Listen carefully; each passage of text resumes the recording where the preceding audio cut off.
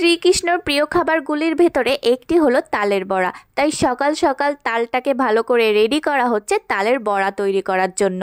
অন্যদিকে আংশুও চারদিকে ঘুরঘুর করে বেড়াচ্ছে আর ওর ইচ্ছা লাগছে যে কখন একটু তালটাকে ধরা যায়। ও এই ফার্স্ট টাইম তাল দেখলো, কারণ কি এর আগে তো ও ছোট ছিল, আর বাড়িতে এই ফার্স্ট টাইম জন্মাষ্টমীটা একটু বড় করে করা হচ্ছে। প্রত্যেক বছর ভাবি যে বাড়িতে জন্মাষ্টমী করব, কিন্তু প্রত্যেক বছরই আমি অসুস্থ হয়ে যাই। তো এবছর যেহেতু একটু সুস্থ আছি তাই ভাবলাম যে জন্মাষ্টমীটা করব। অন্যদিকে রান্নাঘরে মালপোয়া, পাটিসাপটা আর গোপু সোনার যেসব খাবার পছন্দ সেগুলো তৈরি করা হচ্ছে। যেহেতু আমাদের কারোই দীক্ষা নেওয়া নেই, সেহেতু আমরা গোপু সোনাকে অন্নভোগ দিতে পারবো না। অন্নভোগ দেওয়ার জন্য পুরোপুরি নিরামিষই হতে হয়, বাট আমাদের বাড়িতে কেউই পুরোপুরি নিরামিষই না। আমি এখন গোপু সোনাকে রেডি করব। তো চলো তোমাদেরকে গোপু সোনার যে ড্রেস কিংবা জুয়েলারি আছে সেগুলো একে একে করে দেখাই। গোপু সোনার জন্য এই ড্রেস আর জুয়েলারিগুলো আমি মাঝদিয়ার একটা দোকান থেকে নিয়েছিলাম। আমার অনেক দিন থেকে ইচ্ছা ছিল যে গোপু সোনার জন্য এই গোল্ড প্লেটের জুয়েলারিগুলো আমি নেব, বাট অনলাইনে অনেক খুঁজেছি, কিন্তু অনলাইনের থেকে অফলাইনে কিন্তু অনেক দাম কম। তো তোমরা যারা অনলাইনে এই জুয়েলারিগুলো দেখে ভাবছো যে অনলাইন থেকে নেবে, তারা কিন্তু ভুল করবে। তোমরা অবশ্যই ভালো কোনো একটা দোকান থেকে এগুলো খুব কম দামেই পেয়ে যাবে। এরপরে আমি গোপু সোনাকে ভালো করে দুধ, মধু আর ঘি মাখিয়ে স্নান করিয়ে দিলাম। কিছুদিন আগে আমি একটা ভিডিও দেখলাম যেখানে পিতম্বরী যে পাউডারটা আছে, মানে পিতলের থালা বাসন মাজার জন্য যে পাউডারটা ইউজ করা হয়, সেই পাউডারটা আর ব্রাশ দিয়ে গোপালকে ভালো করে মাজা হচ্ছে। ভিডিওটা দেখে আমার বেশ খারাপ লাগলো।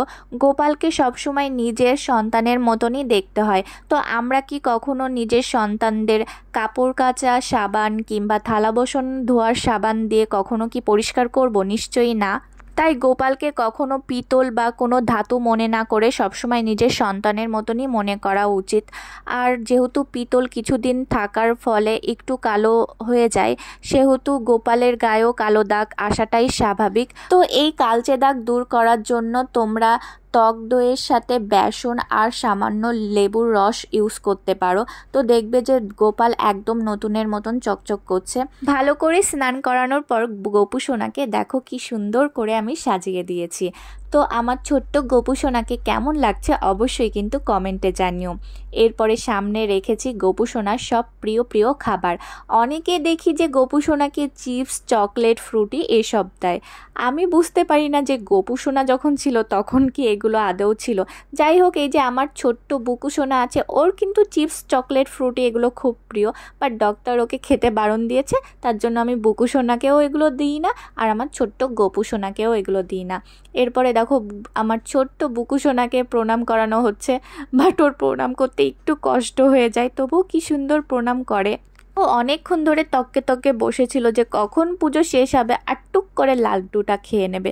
যদিও ওকে লাড্ডুটা দেওয়া হয় না, আজকে ওকে সেদে সেদে লাড্ডুটা দেওয়া হচ্ছে বলে ও ফার্স্টে একটু অবাক হয়ে গেছিলো, যেহেতু ডাক্তার ওকে মিষ্টি খেতে বারণ দিয়ে দিয়েছে। কিন্তু আজকে দাদার জন্মদিনে একটু মিষ্টি খেলে কিছু হয় না, তার জন্য ওকে লাড্ডু দিয়েছিলাম। কিন্তু তাই বলে ওর লাড্ডু, তালের বড়া অনেক কিছুই খেয়েছিল, মানে আজকে অনেকটাই ওর মিষ্টি খাওয়া হয়ে গেছে। সো গাইস দেখো আমার দুই ছেলে কি সুন্দর করে টুকটুক করে লাড্ডু খাচ্ছে।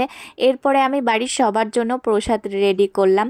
সো কেমন লাগলো আজকের ভিডিওটা অবশ্যই কিন্তু কমেন্টে জানিও, আর ভালো লাগলে লাইক, কমেন্ট, শেয়ার করতে কিন্তু একদমই ভুলবে না। Bye bye.